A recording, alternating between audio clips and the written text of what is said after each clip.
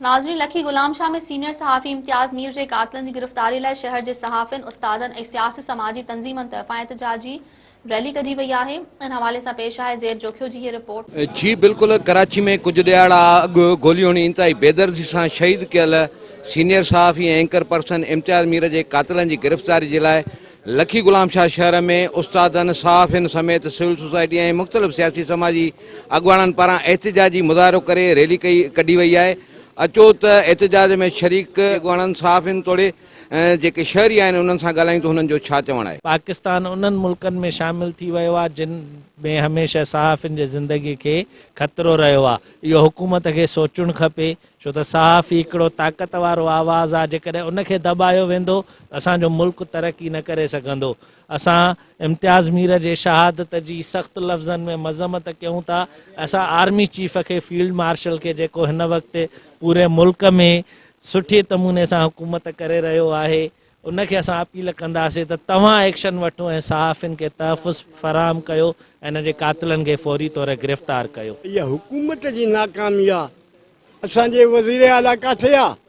असांखे जे तहफ़ुज़ तव्हां नथा ॾेई सघो त तव्हां वञी घर वञी वेही रहो। छो त पैसा मिलण आया आहियो छा?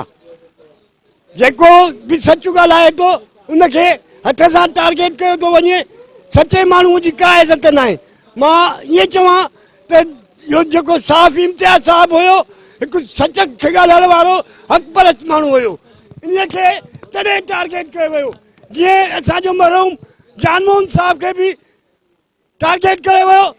जे शायदि हुकूमत वज़ीर आला सिंध एक्शन खणे हा त हीउ वाक़ियो ॿीहर असांखे पेश न अचे हा। वज़ीर आला सिंध पंहिंजूं एॾियूं त महिरबानी कयूं, कुछ वक्त वरता है खबर ही तो सरकारी मुलाजमत सां जेके हालतूं कयूं वयूं उहे घटनि। कानून जी खे अहमियत नथी मिले त उनजो नतीजा इहे था मिलनि न त जेको मुज़लुमनि जो आवाज़ उथारे थो हे उनखे ई टारगेट था कनि जेको मज़म्मत लाइक़ु आहे। हाणे जॾहिं मज़लुमनि जे आवाज़ खे ईअं कुचलींदा रहंदा, ईअं बंदि कराईंदा रहंदा त हे सम्झनि था त इहो आवाज़ बंदि थी वेंदो, पर इहो अञा वधंदो, अञा मीर काफ़ी पैदा थींदा। बाक़ी कानून जेको आहे वाक़ई जेको आहे उनजी रेट असांखे नज़र नथी अचे। रोडनि ते असां ड्यूटी करणु चऊं था बीइंग अ टीचर त उते असांखे फुर्ती थी वञे।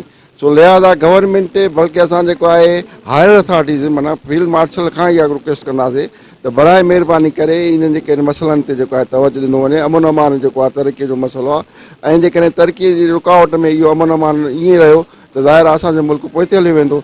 सो जेको आहे मज़लूमनि जी आवाज़ जेके क़तल था थियनि बेदर्दीअ सां इहे न थियणु घुरिजनि ऐं इन्हनि जी जेको आहे असां मज़म्मत बि कयूं था ऐं घुर बि कयूं था गवर्नमेंट खां त इन जा कातिल जल्द गिरफ़्तार करे कफ़र किरदार ते पहुचाइनि। जेसि ताईं इहे असांजा क़बाइली झेड़ा ख़तमु न थींदा तेसि ताईं क़तल ऐं ग़ारत बंदि न थींदी।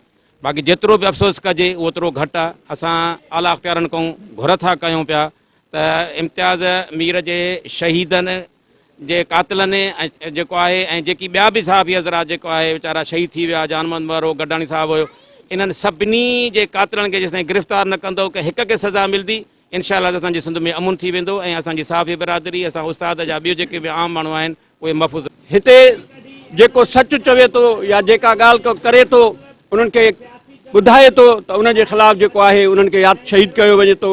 हुकूमत खां मुतालबो आहे त महिरबानी करे शहीद मीर जा कातिल जेके आहिनि उहे गिरफ़्तार कया वञनि, वरना इहा बाहि जेका ॿरी आहे इहा तव्हां ताईं बि पहुचंदी, तव्हांजा बचा महफ़ूज़ न रहंदा। तंहिंजे करे ज़रूरत इन ॻाल्हि जी आहे त तव्हां इन ते क़दम खणो, ॾोहारनि खे क़ैद कयो, ॾोहारनि जे मथां सज़ाऊं अचनि। जज़ा सज़ा जो अमल ख़तमु थी वियो आहे, जंहिंजे करे इनखे जीअण जी ज़रूरत आहे। इंशाअल्लाह पोइ सिंध में अमुन बि तॾहिं थींदो जॾहिं हिते क़ाइदो कानून हलंदो। महिरबानी। कैमरा टीम सां गॾु ज़ेब जोखियो, मेहरान टीवी न्यूज़, लखी गुलाम शाह।